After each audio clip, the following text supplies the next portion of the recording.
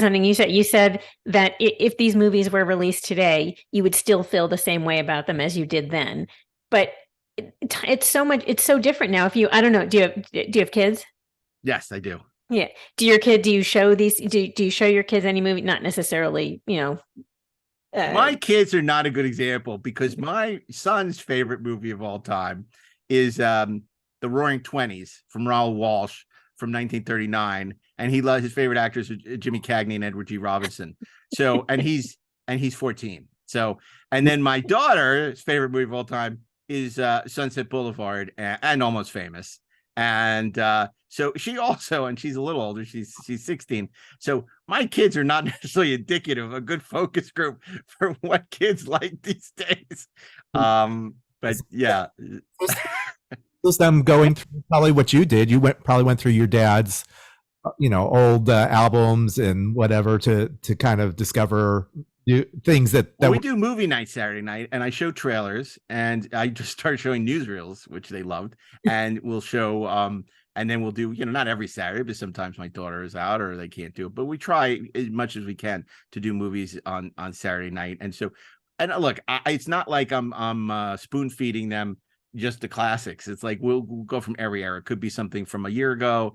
We've watched some, we did Election last week. I mean, so it's not just like we're going to do, movies from the 30s and, plus LA, the great thing about LA, and you asked about theaters in Brooklyn.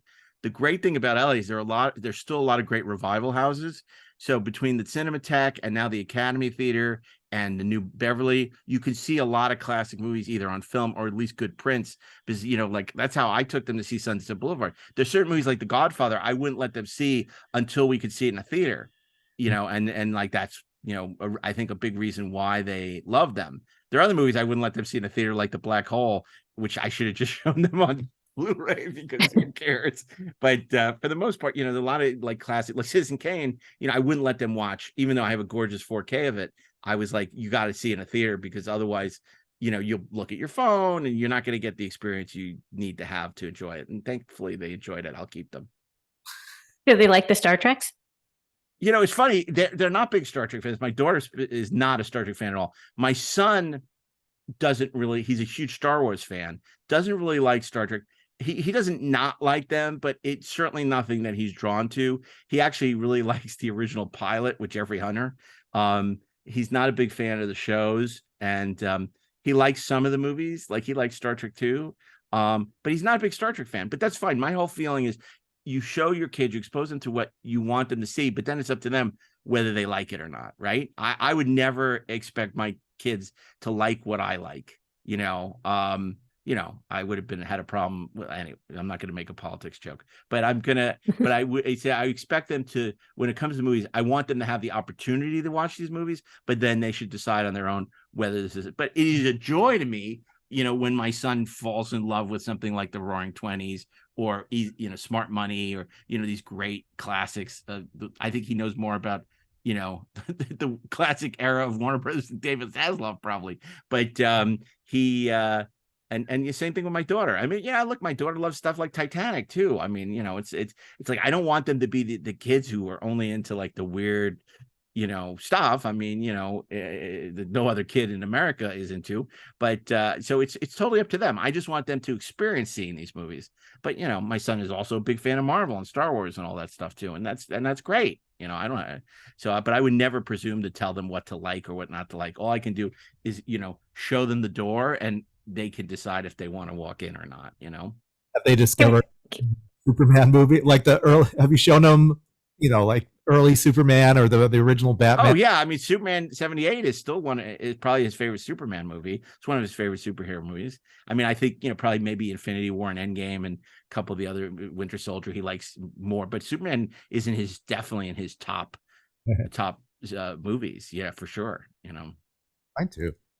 Yeah, I mean, Superman's great, and that was another one where I said, I want to show you in a theater because otherwise, you may not get but I said, especially on Krypton, the pacing of those movies is very different than the pacing now, and I think it's very hard if you start to show contemporary movies to kids young, then they have a very hard time watching black and white or movies that are more deliberately paced.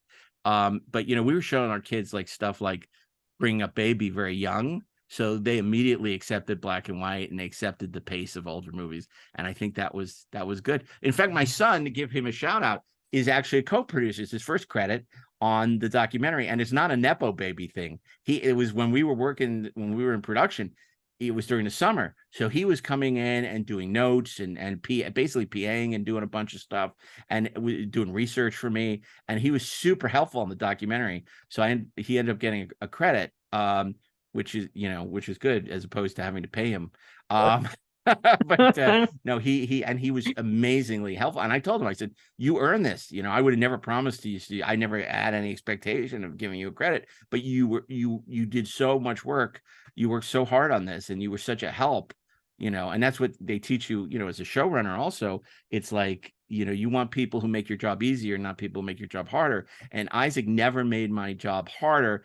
And what was so great was he was a big fan of Roger Corman's Fantastic Four, the film that Roger Corman made but never released. So when Roger Corman came to be interviewed for the documentary, that was the one he's like, I have to be there. And by then he was back in school. He took the day off from school so he could meet Roger Corman. And he actually had him sign a graphic novel of the Fantastic Four. And Roger laughed. He goes, oh my God, this one. Because of course we were there to talk about his amazing career and his directing career and Edgar Allan Poe. And obviously, the 80s, he put out a lot of movies like, Forbidden World in 82, which was also known as Mutant. But my son was just so excited. And it was so wonderful to give him the opportunity, say, don't meet your idols, but you don't meet your heroes. But in this case, every hero that they've met has been great. And it was the same for me. I mean, when I met my hero, Bill Shatner, he was amazing. And he's great in this documentary too, because, he sort of has the same lines he trots out about a lot of things.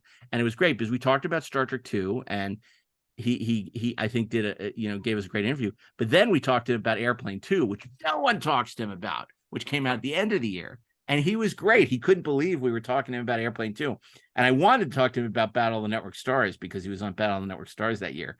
But he didn't remember much about that. And then we finally get to say, there was one other movie you were in this year.